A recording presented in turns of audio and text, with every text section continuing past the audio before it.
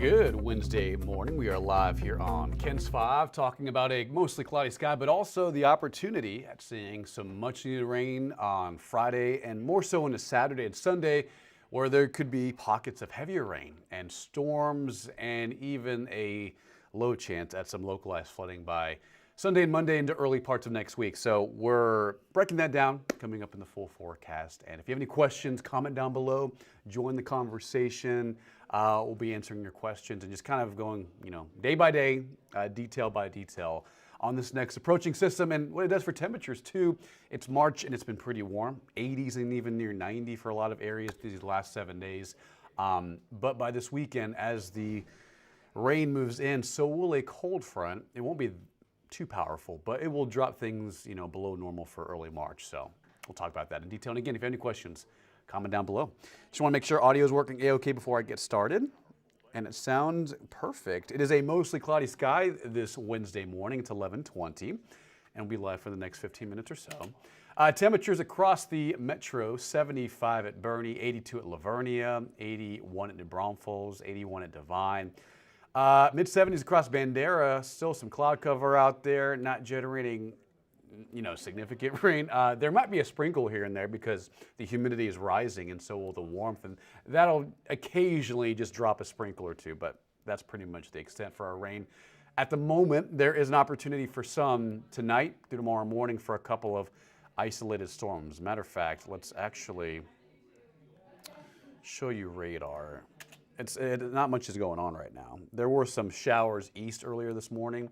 And then as you can see, we're just like blanketed in cloud cover. And there are a few light showers if it's making it to the ground near Highway 90 in Valverde County, in northern Mexico, near Del Rio as well. But again, nothing, significant, nothing impressive. But we will see the radar populate with a couple of isolated downpours later today and tonight. But most of us should stay dry, and we'll show you what that looks like in a second. Today's weather for the next 4 to 5 hours, I think we make it up to the mid to upper 80s under a mostly cloudy sky. A few breaks in the sky will help temperatures boost up above normal. I think we should be like at 71 this time of year. Instead, we're at 85 for your Wednesday afternoon. Breezy, 10 to 20 miles per hour on those south winds. And here is kind of what we're looking at this evening into early tomorrow morning. Now, Bexar County technically not included in this risk, but in our western counties, Medina County, Uvalde towards Brackettville, parts of Valverde County, Edwards, Real, Bandera, Kerr, and Gillespie County are underneath a level 1 out of 5, meaning there will be isolated storms that develop today, as you can see on this particular model. I think through 4 o'clock, most of it east towards the Houston area, and even at that, it's mostly isolated. Notice what happens tonight between 5 and 10 p.m. Some downpours between Eagle Pass and Del Rio and Rock Springs, not everywhere, not widespread. But the storms that do form through 10 and 11 o'clock tonight will be capable of some gusty winds and some isolated heavy rainfall rates. But as you can see, most of us stay dry. Through tomorrow morning for Thursday morning commute, keep in mind there will be light rain and some patchy fog around, so that could impact things, slow things down on the roads, and create a few wet spots on highways and things like that. But is it going to be significant? No. Is it going to be heavy? No. But tomorrow morning will feature a couple of widely scattered light to moderate showers for Thursday morning. Now, regarding temperature, let's chat about what happens over these next 5 days. So as a couple things happen, so one, in the upper levels, we have this disturbance just kind of sending in waves of energy. And then at the surface, Saturday morning, Saturday afternoon, a cold front will move through Texas, move through San Antonio, probably in the afternoon and evening hours, make things a little cooler, breezy, but that line of cooler air dividing it from the drier, humid air, that'll be the focal point for more numerous showers and maybe even some heavier storms. And that'll also bring things down to the mid to lower 70s Sunday. And then on top of this, we could be dealing with a couple of scattered downpours and storms in the area, which is why we have a weather impact alert, not necessarily because of the temperature, but more so because of the rain coverage. It ramps up from Friday into Saturday, 40 to 70%, and then stays pretty much elevated through Sunday night into Monday morning, where we could see another wave of rain move in between Monday and Tuesday. let me show you what that looks like. So here's kind of an overview of these next couple days. Through tomorrow morning, light morning showers, nothing too intense. Mostly cloudy skies through Thursday night, and then Friday morning, some more light morning rain. And then that disturbance in the upper levels, it sends us waves of energy. And then on below that is that cold front, and that'll be the focal point for heavier amounts of rain, anywhere from Dallas, Abilene to San Angelo, farther south into the hill country and into San Antonio. It just depends on the timing of this front and when exactly these energy, these pieces of energy move through. That'll be why and how we see pockets of heavier rain. So here's kind of an overview over the next 7 days. You're gonna have to wait for it to populate. There you go. So like towards McMullen County, anywhere south of Pleasanton, probably like a ½ inch to an inch of rain between now and next Tuesday.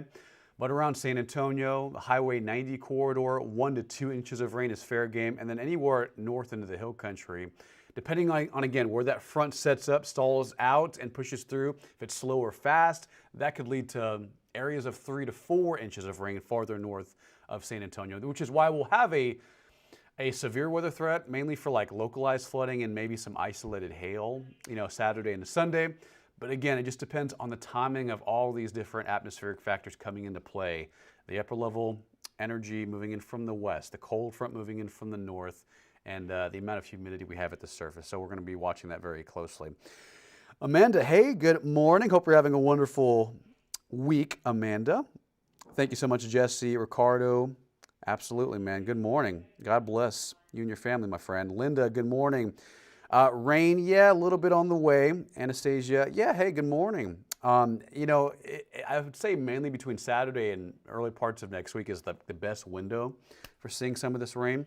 But yeah, it's been a very dry start to the year. We've only seen like an inch of rain so far in San Antonio since 2026 began. So it's been very dry. And now we're going to finally see some much needed rain in our area, and we do need that. So again, that's a overview of not just 1 day of rain, but over about 5 days. So basically between Friday and next Tuesday, this is what it could amount to after about 5 days. So widespread flooding, no, that's not going to be a problem, but pockets of anywhere from 2 to 4 inches in some areas between Highway 90, I-10, and it would be awesome if this fell right over where it's lighting up in that red and purple color. That's where the drought is extreme. And then on top of that, Canyon Lake needs a good drink of water. Medina Lake needs 20 inches of rain. We're not going to see that kind of rain, but Medina Lake needs a lot of rain and a replenishment of moisture. So yeah, that's kind of what it looks like between Friday and next Tuesday. So today and tomorrow, some morning drizzle, morning light rain, nothing impressive. But between Friday night and through next Tuesday is when we'll see wave after rain, wave after wave move in. And then that front will be the focal point for heavier downpours in the area. Anastasia, are we having flooding in Ingram? Probably not. I think the flooding threat will be mainly isolated through next week, between Friday, Saturday, Sunday, and Monday next week.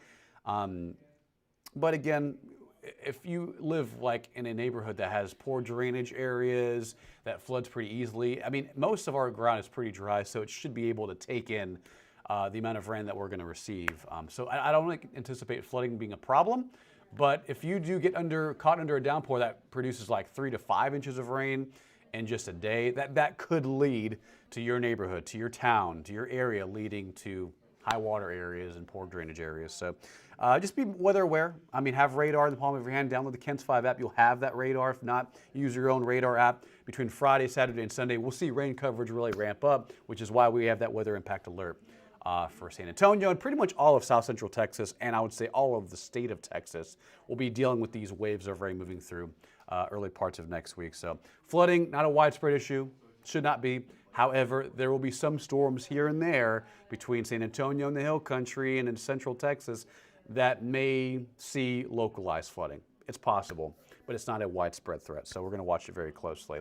All right, that's your 14-day forecast, guys. Download the KENS 5 app. It is free in the App Store. For any additional updates from our weather team, Roxy, David, me, Paul, Bill Taylor will have daily updates through the weekend and into early parts of next week. We'll have details on forecast guidance, on computer model runs, on the latest on forecast totals, severe weather threats, things like that in that article on the KENS 5 Weather app. You can click on it. It's free to download. Why not? You can use that QR code to use it, or just go to the App Store and download and search up KENS 5. It's really easy. All right, guys, that is the weather forecast for today. Have a great rest of your Wednesday, and hopefully you get some much needed rain Saturday and Sunday.